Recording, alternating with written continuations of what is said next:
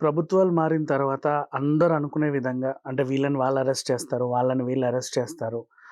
ఖచ్చితంగా ఏదో దాంట్లో ఇరికిస్తారు అని మాట్లాడుతూనే ఉన్నాం. గతంలో గూడా చంద్రబాబు నాయుడు గారిని వైఎస్ జగన్ గారు స్కిల్ డెవలప్‌మెంట్ స్కామ్‌లో అని జెప్పేసి అరెస్ట్ చేసి జైలుకి పంపించారు. ఆ విషయం గూడా మనకు తెలుసు. అండ్ అలాగే రామోజీరావు గారు గూడా మార్గదర్శిలో అవకతవకలకి పాల్పడ్డారని చెప్పి ఆయన మీద కూడా కేసులు నమోదు చేశారు. శైలజారెడ్డి గారిని కూడా అరెస్ట్ చేయడానికెళ్లారు. ఆఫ్‌కోర్స్ ఇట్లా చాలా జరిగాయి. అంటే ఏ ప్రభుత్వం అధికారంలో ఉన్నా అవతల వాళ్ళని ఇబ్బంది పెట్టే చర్యలు జరుగుతానే ఉంటాయి. ఇక ఇప్పుడు అసలు విషయానికొస్తే లాస్ట్ టైము మనకి చాలా మందికి తెలుసు, కొంతమందికి తెలీదు.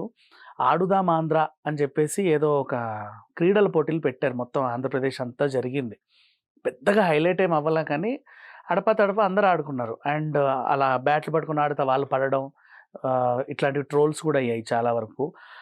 ఇవి చూసాం మనం. అయితే అసలు విషయానికెళ్తే 'ఆడుదాం ఆంధ్ర' అనేది ఒక నాసిరకమైన కాన్సెప్ట్ అని, ఆ కాన్సెప్ట్ కింద పిచ్చి పిచ్చి కిట్‌లన్నీ తెచ్చేసి అంటే ఇప్పుడు 1000 ఖర్చు పెట్టే దగ్గర 100 ఖర్చు పెట్టి, 1,00,000 ఖర్చు పెట్టే దగ్గర 10,000 ఖర్చు పెట్టి, లేకపోతే 2,000 ఖర్చు పెట్టి, బిల్లులు మాత్రం పెద్దగా ఏసి భారీ కుంభకోణం జేశారు. కనీసం ఒక 100,00,00,000 వరకు నిధులని వీళ్ళు స్వాహా చేశారన్నట్టుగా సీఐడీ ఒక కేసయితే నమోదు చేసింది. అంటే సీఐడీకి ఆ శ్రీధర్ రావు అనే ఆయన ఆట్యాపాట్య క సంఘం శ్రీధర్ అనే ఆయన జస్ట్ ఒక కంప్లెయింట్ ఇస్తే వాళ్ళు తీసుకున్నారు. అప్పుడు క్రీడా శాఖ మంత్రి అండ్ ఈ వ్యవహారాల చైర్మన్‌గా బైరెడ్డి ఉన్నాడు. అండ్ రోజా గారు దగ్గరుండి ఈ కార్యక్రమాన్నంతా గూడా సూపర్వైజ్ చేసింది. సో, రోజా మెడకి ఇప్పుడు గట్టిగా ఒక ఉచ్చు బిగుసుకుంది అని జెప్పేసి అంటున్నారు. రీజన్ గూడా ఉంది. ఏంటంటే లోకేష్‌ని కానీ, చంద్రబాబు నాయుడు గారిని కానీ, అండ్ ఇంకా ఎవరినైనా సరే భువనేశ్వరి గారిని గానీ, వాళ్ళకి సపోర్ట్ చేసే ఎవరైనా గానీ, వాళ్ళ కోసం అనుకోకుండా అతిథిగా వచ్చిన రజనీకాంత్ గారినైనా కానీ, రోజా పెద్ద నోరేసుకొని తిట్టడం మనందరికీ తెలుసు. 5 ఏళ్ళు కాదు 10 ఏళ్లుగా అదే పనిగా నాన్ స్టాప్‌గా తిడతా వచ్చింది.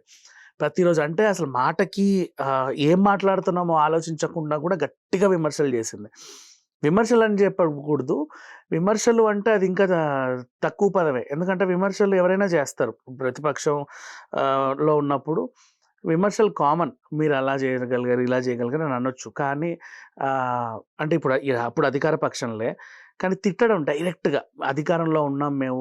మీరెంత? మీ బతుకెంత? అసలు ఇట్లా అండ్ ఇంకా పుట్టుకల గురించి చాలా చాలా రకాలుగా బాడీ షేమింగ్ గానివ్వండి, పప్పు అని గానివ్వండి, శుద్ధపూసలని గాని, దద్దమ్మలని గాని ఎన్నెన్నెన్నెన్నో మాటలన్నారు. ఇవన్నీ కూడా వాళ్ళప్పుడు మనసులో పెట్టుకున్నారు. అండ్ ఇప్పుడు ఫస్ట్ 'ఆర్‌కే రోజా'తో మొదలుపెట్టి అలా వల్లభనేని వంశీ, కొడాలి నాని అండ్ అలాగే అనిల్ అండ్ ఇంకా బోలెడంతమంది ఒకరి తర్వాత ఒకరు పనులు చెప్దామని చెప్పేసి వీళ్ళు వెయిట్ చేస్తున్నారు.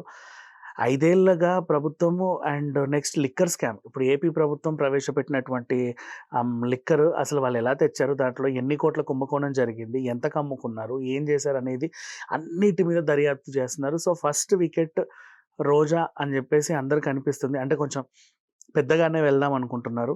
ప్రెజెంట్ ఆవిడ ఎక్కడికో పారిపోయిందని, ఆవిడ ఇక్కడ లేదని, చెన్నై పోయిందని, ఆవిడతో దేశాలు పోయిందని రకరకాల వార్తలొస్తున్నాయి. నిన్న గూడా ఆవిడేమనిందంటే మేము మంచి పనులు చేసి ఓడిపోయాం కాబట్టి తలెత్తుకు తిరుగుదామని గూడా ఒక స్టేట్మెంట్ ఇచ్చింది.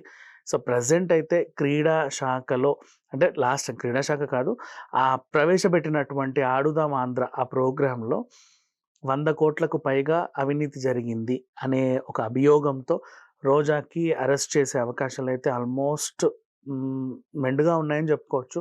మరి చూద్దాం ఏం జరగబోతుందో. రోజా గారు అరెస్ట్ అవుతారా లేదా అనేది రేపు, ఎల్లుండి మనకు తెలియాల్సి ఉంది. Thank you so much.